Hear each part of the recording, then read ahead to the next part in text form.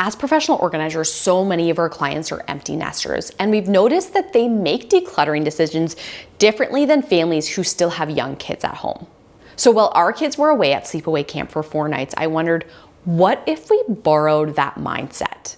Today, I'm sharing 7 things we decluttered using what I'm calling the declutter like empty nesters strategy, and why I think it works no matter what stage you are in.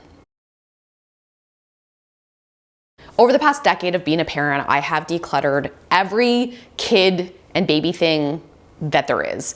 Books, clothes, shoes, equipment, furniture, all of it. And for the most part, I'm like pretty ruthless. I've become like pretty non-emotional about stuff. However, there has been 2 things over the years that I've struggled with getting rid of. One was our high chair, and the secondly were strollers. I did end up getting rid of our high chair and our double stroller. However, I was still hanging on to a single stroller that we had, and it had been living in our crawl space for over a year now. But instead of asking, could we use this someday, we asked, if our kids had already moved out, would we still choose to keep this? And this one simple mindset made this decision that I've been avoiding suddenly feel way easier. The first item we let go of as empty nesters was this stroller. As hesitant as I was to let this one go, since it was our last final like actual baby thing, I just kept thinking one thought, that someone else could use it. And what a great stroller it was. This is one of the few things that we got brand new when the kids were babies. It had been a gift from our in-laws, and we have used it constantly, and we have created so many memories with this stroller. And in addition to wanting someone else to enjoy it, I was actually kind of excited to get a little bit of cash out of it. Before I took photos to sell it, I gave it a quick vacuum, gave it a quick wipe down, just to make sure there weren't any bad stains or anything like that. And as I was doing this, I remembered there were some accessories that went with this. So there was like a little tray where the baby could put their snack and cup. There was also an attachment so that you could clip a car seat into the stroller. And I had sort of forgotten about this, but I had made a tote years ago that was sort of baby and kid accessories. So things just like that maybe we weren't using all the time, but they were like little extra pieces for the crib, or little attachments or extra pieces for any of like the furniture or equipment that we had for them, which has been so handy over the years. And I was able to find everything I needed for the stroller, including the manual, in this tote, which I was super happy about. Plus, I found another piece, which you'll see I used to get rid of something else further along in the video. And there was also a bunch of like headrests and little straps, like strap protectors for old car seats, I'm guessing. I had no recollection of where they were from, why we had them, and we obviously weren't using them for anything, and obviously we didn't need them to pass the car seats along, which we are long done with. So whole little pile of stuff that ended up just going straight into the garbage. I just posted the strollers, so I haven't sold it yet, but I will put an update here on the screen to let you know whether I'm able to sell it yet or not. But either way, just making the decision and the legwork to get it out of the house felt so satisfying. Next up was something we had been hanging on to for way longer than we should have. I've mentioned in past videos that we have a lot of friends and family who have kids like just a little bit older than ours, so that they'll pass along things that their kids are done with that our kids are ready for. And I think maybe a year ago, maybe 2 years ago, we got from one of our neighbors a like DIY backyard hockey rink kit, which might sound weird to some people, but it's actually pretty common in our area. A lot of our friends make like little skating rinks in their backyard over the winter months. However, they are a lot of work and time consuming, and they require the perfect weather where it's just cold enough and it stays cold. And they also require a really like nice yard and like flat grass, which we really don't have. So the second thing that we decluttered as empty nesters was this backyard ice rink kit. And the biggest reason I was excited to let this one go was because of the guilt. But different than normal like decluttering guilt. We often talk about feeling guilty letting go of things, especially as it relates to our kids. Like we're not getting rid of their toys or not letting them keep, 1,000 pieces of Lego. But in this case, it was sort of the opposite. I felt guilty every time I looked at it because we weren't using it. I forced myself to keep it in plain sight in the garage so that we wouldn't just tuck it away and keep it for a decade for no reason. But every time I looked at it, I thought about how we should be using it and we're not giving our kids these beautiful memories, and we should get them outside more in the winter, and like on and on and on. But I also knew there was no chance we were actually gonna do it. If Scott, who is way more into hockey and yard maintenance and stuff like that, if he doesn't wanna do it, then I'm definitely not doing it, which means we're never gonna do it. So there's zero point in us hanging on to this and just like making me feel guilty every time I look at it. So I was 100% relieved to get this out of our house. Okay, the next one was slightly different than decluttering, like a big physical thing. We were gifted Annie Rose's bedroom set, like her furniture set, maybe a year, maybe two ago, I guess a year ago, from one of my friends, and it's so cute and we love it. However, on the one part of the bed, the kids who'd had it before stuck a bunch of stickers on it, as kids do, and every time I walk by her room, I saw these stickers and they were driving me crazy, and I've just been wanting desperately to get rid of this visual clutter. So item number 3 that we decluttered like empty nesters were the old stickers on Annie Rose's bed. And this is a great example of something that you put off for a year and it ends up taking like 15 minutes to do. As you can see, I used Goo Gone for this, and I shared Goo Gone on Instagram the other day for something else I was using it for, and a bunch of people responded that they use lemon oil for getting like sticky stuff off, or even someone I think suggested coconut oil, which I've never tried. But this is Goo Gone is what I had in the house, so that's what we went with on this day. And you'll see I also have that little orange scraper, and that's something I bought several years ago from Amazon actually, that I bought for work because we use it all the time to get like price tags off of totes or old labels off of things. And it's come in really handy for that. I don't know if I would have bought it necessarily just for home, but because we've had it, I've used it so many times, and it comes with like a bunch of extra little blades so that if you break one or they wear out, you can just replace the blade part. But honestly, most importantly for this project, what it required the most was a bunch of elbow grease and patience. But like I said, honestly, it took 15 minutes and it felt so good to get this done and to get this visual clutter out of my life. All right, next one was a quickie and surprisingly not emotional for me at all. So I guess I kind of lied when I said that the stroller was the last baby thing we had, because we also had this little booster seat, which is like kind of what they use when they grow out of like a full high chair. However, I have not been keeping it because I didn't want to let go of it emotionally, but it was because we've been using it to cut the kids' hair. So Scott cuts both of their hair at home, and he put this little booster on the chair so they're like elevated a little bit like at the salon. However, the last time we went to use it right before they left for camp, they actually couldn't fit in the booster. Like Annie Rose couldn't fit inside of it.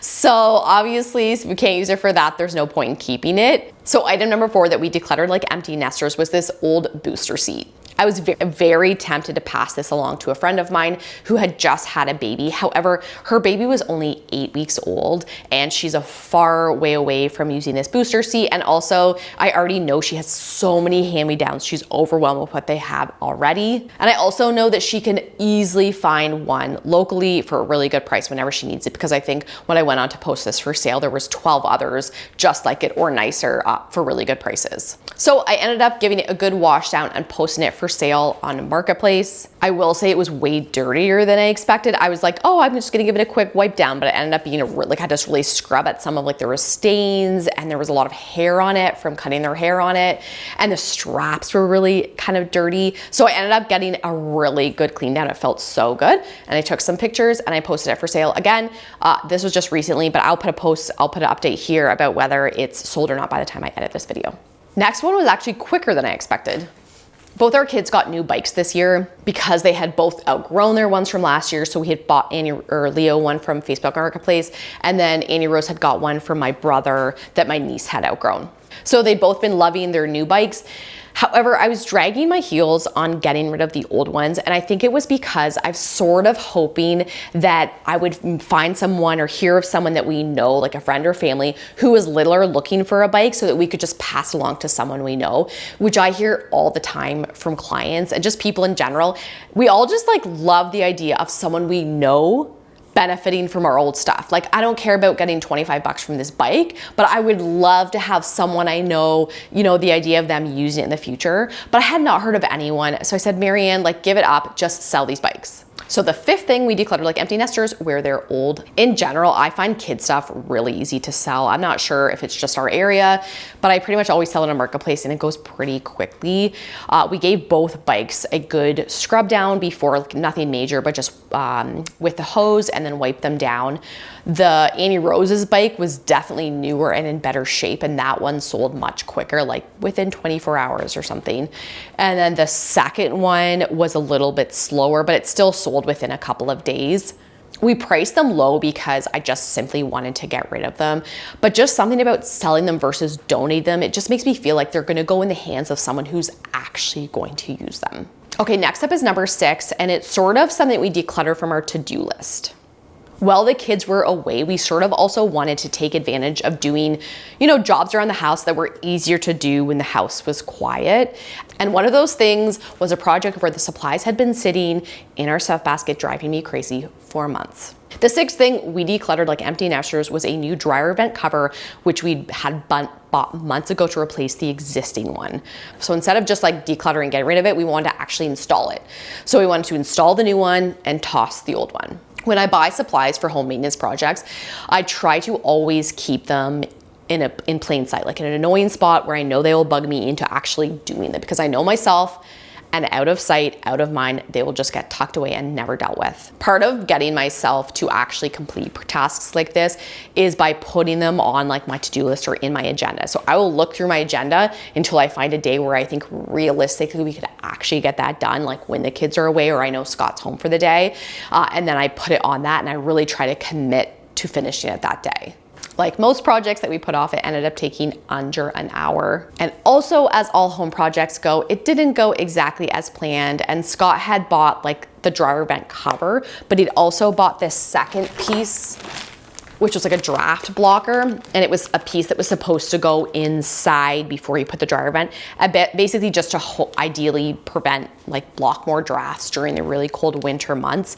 However, it wasn't the right size. It didn't fit in the hole perfectly. So there's nothing we could do with it. It was way past being able to return it to the store, sadly. So this is item we just have to donate. The new cover got installed. A second item is for donate, and the third item, the old one, just got straight into the garbage. And I'm very happy to never see any of these items in my stuff basket ever again. Next is my last one, and I had been avoiding it for months, and it felt so good to get it done. Some of you might remember that many months ago, I got a bunch of free totes from Marketplace in order to create keepsake bins for both of the kids. And it was finally time to make it happen. Up until now, I'd kept the kids' keepsakes in 2 spots. Number one, they each had a baby box that was like a big shoe box sort of. And they each in there had like one outfit or like a little sleeper or their first shoes, some baby books, a little baby picture, stuff like that. And secondly, they each had a folder, like accordion folder sort of thing, where we put all of their school paperwork and like little certificates, things like that. However, as they get older, I was finding that they had more keepsakes that didn't fall into those 2 categories. So some like bigger kid books that didn't fit into their baby box anymore, some trophies, some little paper things that weren't related to school. And I anticipate more of that kind of stuff coming in as they get older. So I wanted to have a larger tote that I could keep all of that in. So item number 7 that we decluttered as empty nesters were the kids' keepsakes. So although this was more of an organizing project than a decluttering project, I knew that decluttering would happen as I got organizing.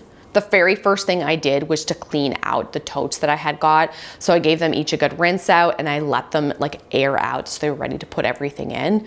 And then I went ahead and started sorting their schoolwork, and there were several things from this year that I know did not need to stay. I tend to always put the kids' like school keepsakes on top of their folder, their keepsake folder. And then I sort with them and then I deal with them at the end of the school year so that I can look and be like, you know what, like this thing from September, it actually isn't as important. And I have 10 more things since then. I have way more that I decide to keep instead. So I sorted through that and a bunch of that got recycled. There were also a couple of books that like, once I went through them a second time, I'm like, I just know they're not as important as I thought they were months ago. There was also like a medal from Annie Rose's soccer last summer. And honestly, she didn't even like soccer when she played it. She's not playing it this year. She'll probably never play it again. And it wasn't something that was really important in her life. So I know I can let go of that medal and she'll never remember and never care. And there's so much stuff that's way more important to her as she's gotten older. I'm sure these totes will evolve over the years, and it feels good to have a little bit of wiggle room to add more things as they get older. I added labels to both of the bins, and then I found a spot in our crawl space downstairs where I kept them so they're somewhat in reach and accessible for me, but tucked away from them getting into them every weekend. I'm not gonna lie, this was a full couple of days, and it felt like a lot of work, but it felt so good. It was so satisfying to get all of these things off my to-do list and so many things out of our house. I got a comment on a video a while back from a couple who were empty nesters, I think in Australia. And their daughter had moved out and they had lived in a big house. I think she said it was a 5-bedroom house. And she was really antsy to kind of try to minimize and have less for her to manage. But her husband wasn't ready to downsize and really get a smaller house. So what she did is she went ahead and just decluttered completely 2 of the bedrooms. And they just lived in 3 of the rooms.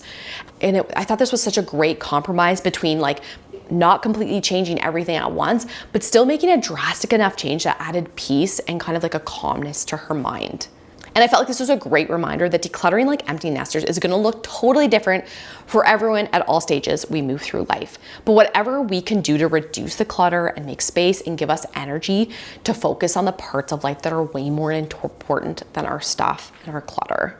If you want more decluttering motivation, I will link a video right here to keep you going. Thank you guys so much for watching and always being here and supporting me, and I'll see you in the next one. Bye guys.